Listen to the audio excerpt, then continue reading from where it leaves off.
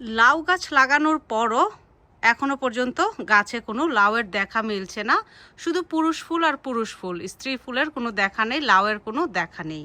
তো লাউ গাছ লাগানোর পর আমরা কিভাবে দ্রুত লাউ গাছগুলোতে প্রচুর পরিমাণে লাউ ধরাতে সক্ষম হব, আজকের এই ভিডিওর বস্তু হচ্ছে সেটি।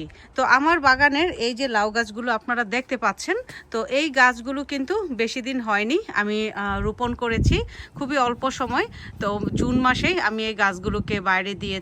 তো দেওয়ার পরেই দেখুন এখন হচ্ছে জুলাই মাস, 1 মাসের মধ্যেই এই গাছগুলোতে কি পরিমাণে লাউ এসেছে একটু আপনাদের সাথে আগে সেটা শেয়ার করি, তারপর বলছি যে আমার এই গাছগুলোতে এত এত লাউ ধরানোর রহস্যটা কি, মানে আমি কি সার ব্যবহার করে আমার গাছে আমি এত লাউ ধরাতে সক্ষম হয়েছি।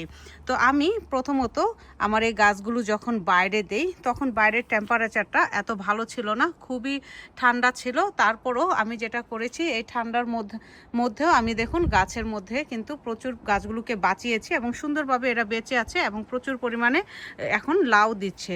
তো কিভাবে সম্ভব গাছে এত এত লাউ ধরানো, চলুন আজকের সেটাই জেনে নেই। বন্ধুরা, আপনারা লাউ গাছ লাগানোর পরেই যে কাজটা করেন যে আপনারা গাছে সঠিক সময়ে সঠিক সারটা ব্যবহার করেন না, মানে হচ্ছে যে সময় যে সারটা ব্যবহার করতে হবে আপনারা সেটা করেন না। অনেকেই দেখা যায় ছোট গাছে আপনারা বড় হওয়ার পর যে সারগুলো দিতে হয় সেগুলো দেন, যার কারণে কি হয় রুটগুলো স্ট্রেসে চলে যায়, স্ট্রেসে যাওয়ার পরে গাছগুলো থেকে ভালো ফসল আসে না। তো ছোট অবস্থায় আমাদেরকে সবসময় নাইট্রোজেন জাতীয় সার ব্যবহার করতে হবে। আমরা জানি অ্যাপসম সল্টে প্রচুর পরিমাণে নাইট্রোজেন আছে এবং ম্যাগনেসিয়াম আছে। তো আপনারা যদি অ্যাপসম সল্টটা ছোট অবস্থায় ব্যবহার করেন তাহলে গাছগুলো কিন্তু অনেক তাড়াতাড়ি দ্রুত বড় হয়ে যাবে এবং গাছের শিকড়গুলো অনেকটা স্ট্রং হয়ে যাবে। তারপর যেটা করতে হবে সেটা হচ্ছে আপনাকে গাছগুলো যখন দেখবেন যে 3 ফুটের সমান হয়ে গেছে তখন থেকে আপনাকে ফসফরাস এবং পটাশিয়াম যুক্ত যে সারগুলো আছে সেটা ব্যবহার করতে হবে। আপনারা হাড়ের গুঁড়ো ব্যবহার করতে পারেন। গাছ রোপণের আগে অবশ্যই মাটিতে আপনাদেরকে যে কাজটা করতে হবে সেটা হচ্ছে মাটির মধ্যে প্রচুর পরিমাণে হাড়ের গুঁড়ো এবং গোবর সার মিশিয়ে তারপর গাছটাকে রোপণ করতে হবে। তারপর গাছ যখনই দেখবেন 3 ফুট হয়ে গেছে যে সারটা ব্যবহার করবেন, চলুন তাহলে আমরা একটু সারটা কি সেটা একটু দেখি। তো এই তো এখানে 1 বালতি পাকা কলা নিয়েছি। এখন এর মধ্যে আমি ট্যাপ ওয়াটার দিচ্ছি। ট্যাপ ওয়াটার দেওয়ার পর যেটা করব, পাকা কলাগুলোকে একটু হাত দিয়ে ম্যাশ করে দেব। খুব ভালোভাবে পাকা কলা আমি হাত দিয়ে দেখতে পাচ্ছেন ম্যাশ করে দিচ্ছি। তো কলাগুলো একেবারে পেকে দেখুন কি হয়েছে।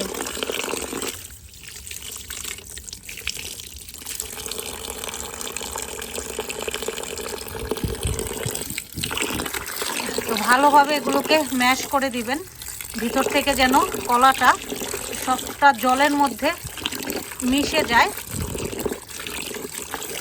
কারণ যত বেশি এই পানিতে এই কলাগুলো মিক্স হবে তত বেশি আপনার ভালো মানের সার তৈরি হবে লাউ গাছের জন্য।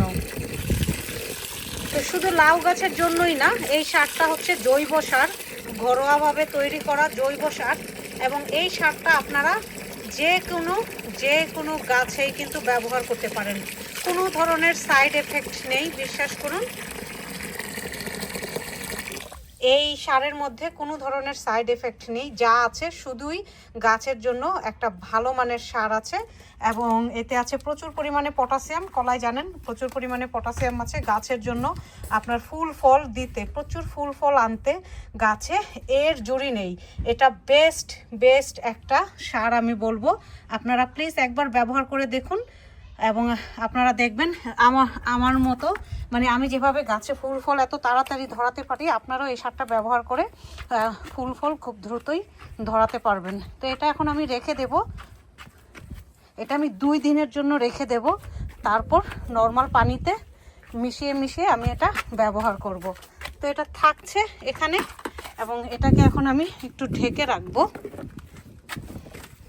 একটা কিছু দিয়ে চাপা দিয়ে রাখবেন, তা না হলে কিন্তু কলার গন্ধে আপনার মানে পচা কলার গন্ধে আপনার সারা বাগান মৌ মৌ করবে।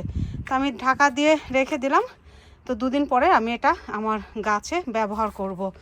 তো দেখলেন তো কিভাবে আমি এই সারটা তৈরি করে রেখেছি। তো আমি চলে এসেছি দুদিন পরে, এই যে দেখুন আমার সেই পাকা কলা দিয়ে বানানো সারের যে বালতি সেটা নিয়ে। তো এটা এখন খুব ভালো মানের একটা সার হয়ে গেছে। আপনারা এর চেহারা দেখে হয়তো অনেকেই ভাববেন যে কি অবস্থা।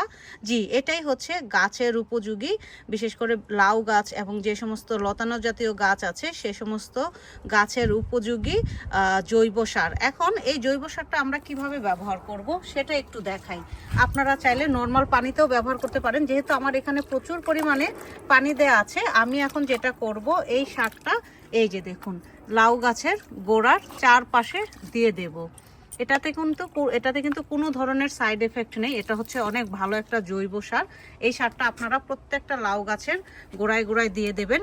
দেখবেন যে আপনার গাছে কি পরিমাণে ফুল চলে এসেছে, কি পরিমাণে, প্রচুর পরিমাণে গাছে ফুল আসবে এবং সব মেয়ে ফুলই হবে, ছেলে ফুলও হবে, মেয়ে ফুলই বেশি হবে এবং সেগুলো আপনারা পরাগায়ন করিয়ে এই ধরনের এই যে দেখুন ফসল আপনারা ফলাতে পারেন। তো এটা খুবই গুরুত্বপূর্ণ একটা সার। পটাশিয়াম আছে এর মধ্যে, কলার খোসার পানিতে প্রচুর পরিমাণে পটাশিয়াম আছে এবং ফুল ফসল ধরানোর জন্য এই সারের আসলে কি বলবো, কোনো বিকল্প নেই। এটা হচ্ছে বেস্ট সার লাউ গাছের জন্য। আপনারা এইভাবে এই সারটা ব্যবহার করেন, দেখবেন আপনার, শুধু আমার কেন, আপনাদের গাছেও ফুলে ফসলে ভরে উঠবে। তো বন্ধুরা, এই ছিল লাউ গাছ নিয়ে আমার আজকের একটি ছোট্ট ভিডিও। আশা করি আপনাদের কিছুটা হলেও উপকারে আসবে। যদি উপকারে এসে থাকে প্লিজ আপনারা একটা লাইক দিতে ভুলবেন না। আর যদি কোনো কোশ্চেন থেকে থাকে কমেন্ট করে জানাবেন। আর ভিডিওটা কেমন হলো সেটাও জানাতে ভুলবেন না। যারা নতুন বাগানে আছেন প্লিজ সাবস্ক্রাইব করে নেবেন। আর যারা নতুন দেখছেন তারাও প্লিজ, যারা এখনও পর্যন্ত সাবস্ক্রাইব করেনি, আমার চ্যানেলটা সাবস্ক্রাইব করে নেবেন। সবাই ভালো থাকবেন, সুস্থ থাকবেন। আজকের মতো এই পর্যন্তই। ধন্যবাদ।